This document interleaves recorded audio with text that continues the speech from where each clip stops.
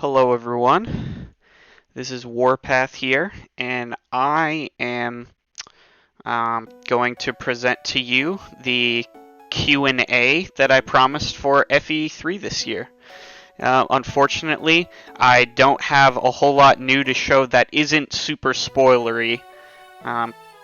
Rest assured that there is plenty of new stuff to show. I'm making the endgame chapters right now. I actually just finished making another chapter, so only a couple more to go.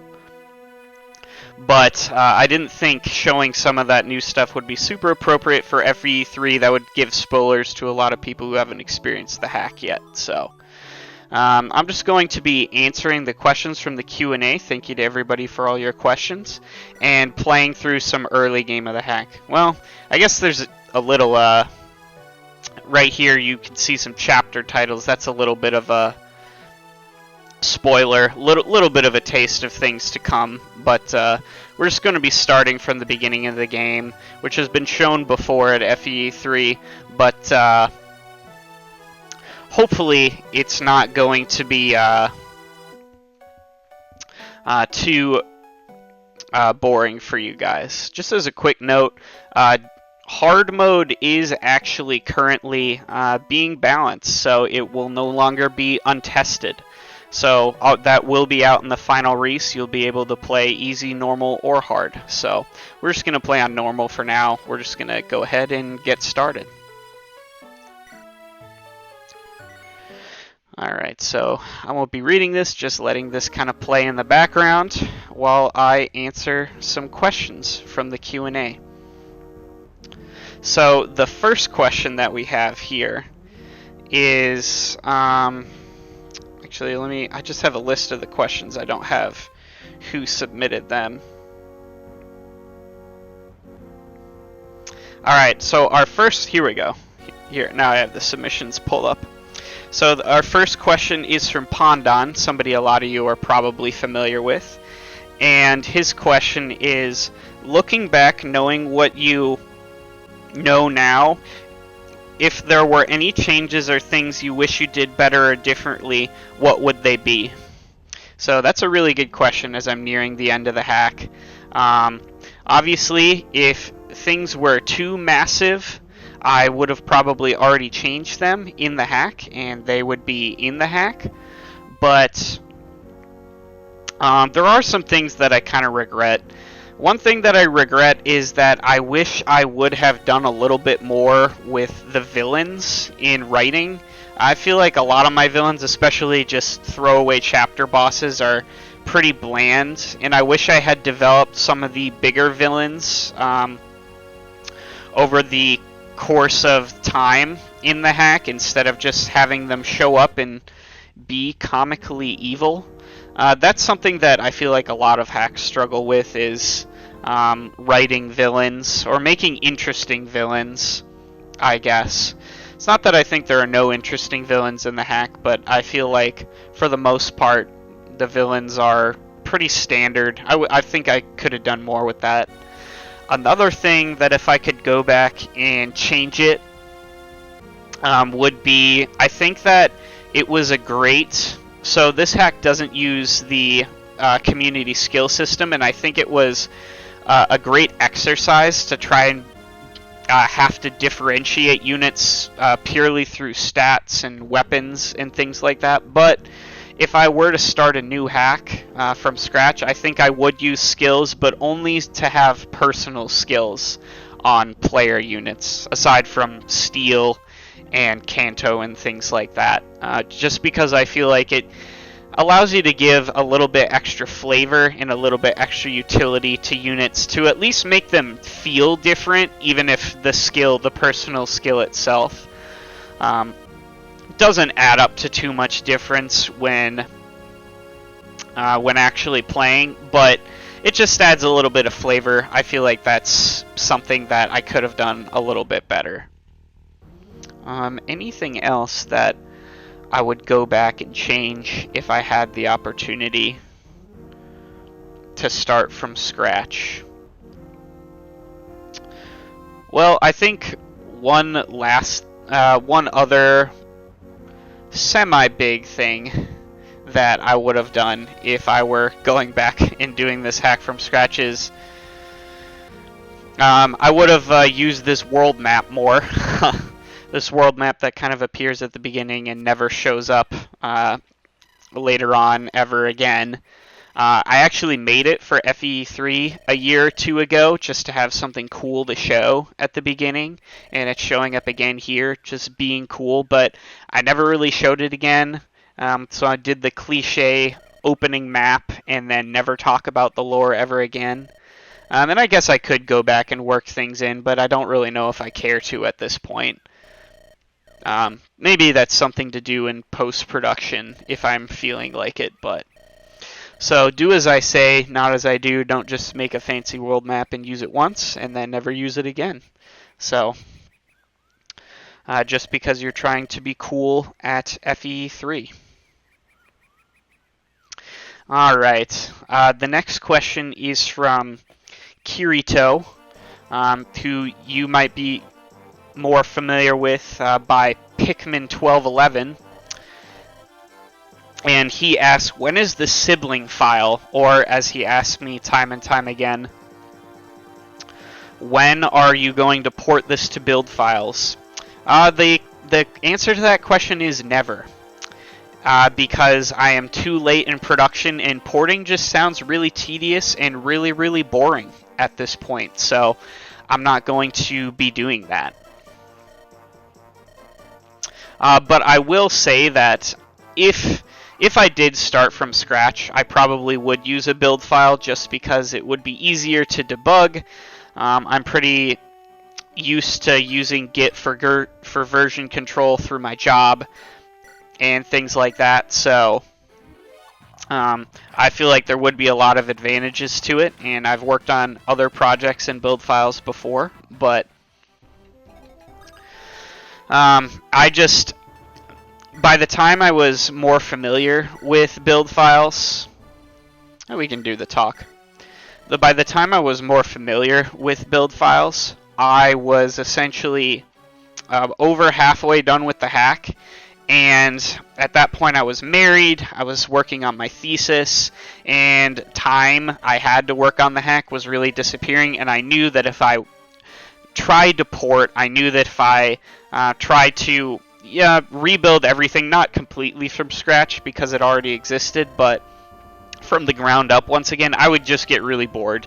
It wasn't going to be fun for me, so I never ported. But hey, Pikmin1211, if you want to remake the hack from scratch in Builder, you are free to do so. I'm not going to stop you. But I'm not going to do it myself or contribute to anything like that. Just because porting isn't very fun. Porting is where a lot of hacks go to die, and that wasn't going to happen here. So we're using Builder. Builder is a great tool. It has its flaws, but it gets the job done. Whatever gets you to the finish line. Hey, if you want to use Nightmare Feditor and insert EA files single times, and that gets you to the finish line, go ahead and do it. I wouldn't recommend it, but whatever gets you to the finish line in this line of work. Alright, we'll have Scott get this kill here. Alright, so this next question is from Silver-Star. And the question is, after releasing the public patch of 7 Siblings, what will you do in the near future? Well, I will probably be fixing a ton of bugs, because despite my best efforts, I can guarantee that there will be plenty of bugs on the initial full release, which I hope to have by the end of the calendar year. We'll see about that, though. Depends on what I decide to do with supports. That's another thing, too, is if I release the full public demo without supports, probably be working on supports for a while, trying to get those up and going.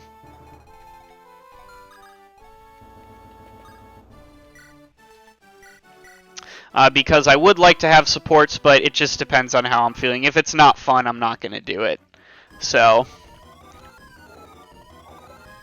oh, good dodge there. So, but yeah, mostly just bug fixing and adding polish.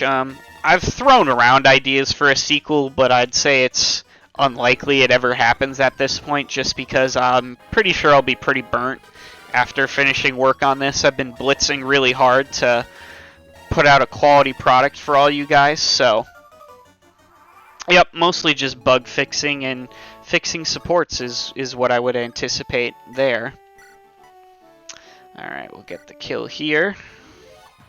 Alright. Next question is from Gold Blitz. And this question is, if this... Okay. This is a preface to a question, not a question. A lot of text here.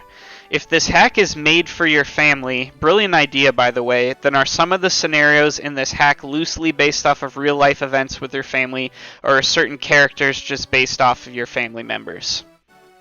Alright, so, yes, for those of you that don't know, all of the 7 siblings in this hack are loosely based off of family members of my own. I would say they're not inserts, more of caricatures or inspired by people that I know in real life, me and my family members. And I would say that as far as events, you know, obviously this takes place in a fantasy setting, there's wars and stuff going on, magic, things like that, so obviously this is not even close to depicting real life events, but there's certain through lines that I would say are inspired by real life events. For example, in the hack, the father of the siblings really isn't around, and my dad wasn't really around when I was growing up.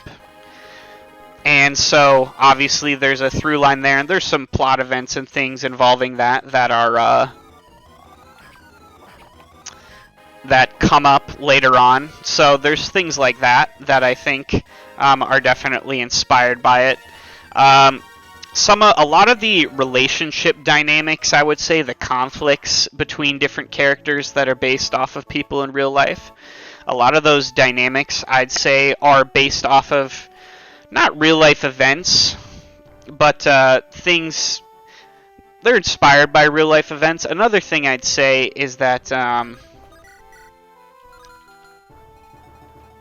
this is going to be interesting here.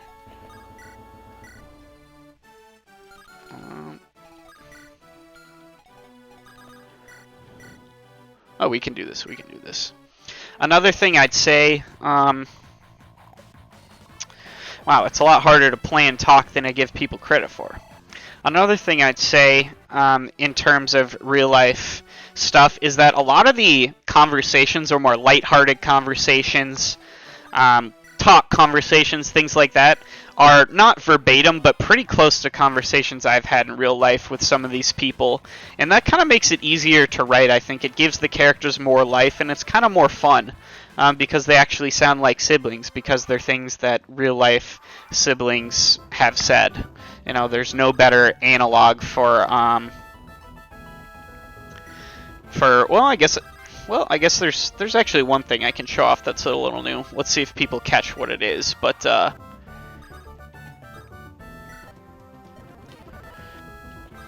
we got this new guy in the armory here. But I'd say back to the question about whether they're inspired. There are things that are definitely inspired by real life, and there's some of the conflicts and some of the side plots too, I would say. But obviously, there's a lot of creative liberties taken here. This isn't a story of my life or something like that. More of a reimagining or a caricature is what I would like to say.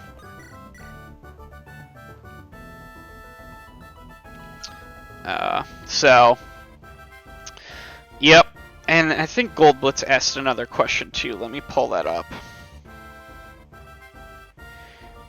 Oh, well, it's just kind of an alternative way to word this question. How do you write a story that is meant for your family that can also be shared with the general public? I mean, I think it's like any other story. You just make it entertaining, you know?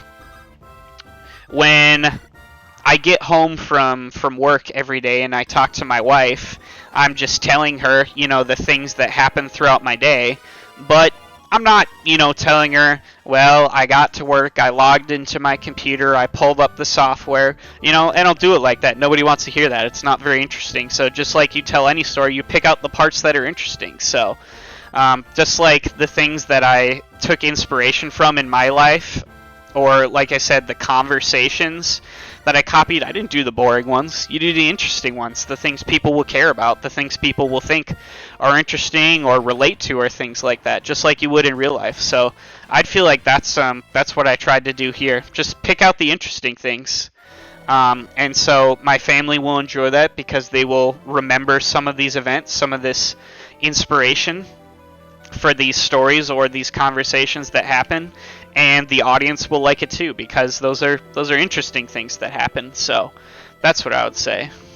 All right, this is a new conversation. In case you didn't visit the village for whatever reason to introduce this character, you won't get this if you visited the village, but just to make sure, because I don't know, if you're really into speedrunning or something, maybe you missed the village here and didn't get this somewhat important conversation. So I guess there is some slightly new stuff. All right, next question is from Anonymous and asks, were there any characters or storylines you cut out from the game? I don't know. I don't know if there was anything that was cut. Well, there is actually one thing that was cut. I was planning to have either the second or third to last chapter be a boat chapter, for the only reason because boat maps are fun. But it would have completely not fit in the story at all. It would have been a complete deviation from what was going on at the time, and as we're getting to the end of the story, really important things are going on, so it would have broken the flow.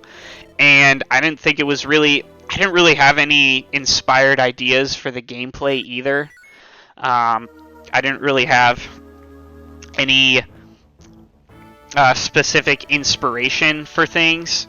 So I cut that just because it would have been vanity to include it. I mean, I could have included it. It wouldn't have been the worst thing ever, but just trim the fat a little bit near the end of the game, help with the pacing of the gameplay and the story a little bit. So that's one thing. I will say that a lot of characters have been changed, or the story has changed quite a bit over time. I wrote an outline for the story a few years ago, and it has changed as things have gone on. Just because I decided things would be better. Oh, I guess, oh, how did I not think of this? Because this is one of the biggest changes.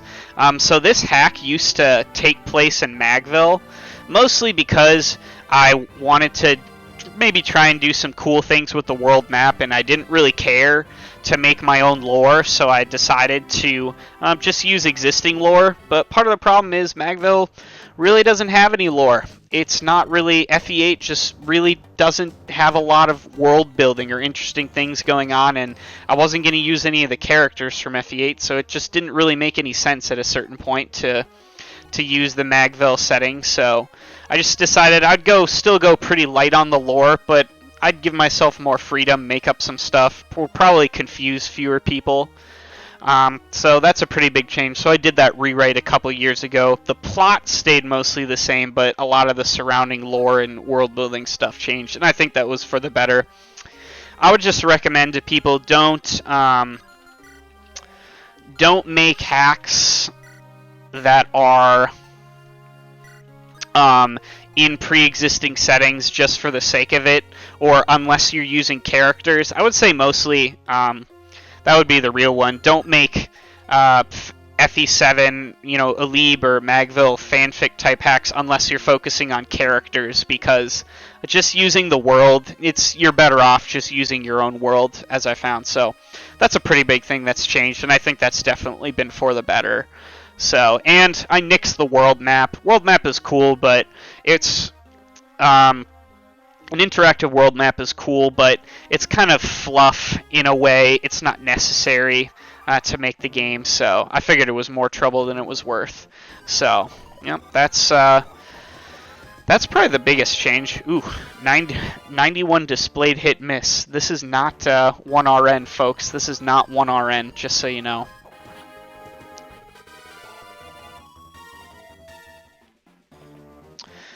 Alright, we got that going on here. We're gonna get some reinforcements here now.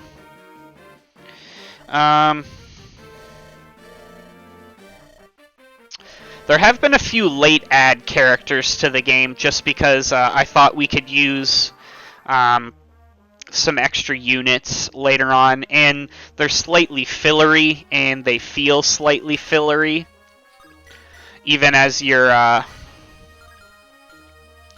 getting ready, even as you're using them yourself, so you guys can probably recognize for yourselves later on, but those are the main things that have changed.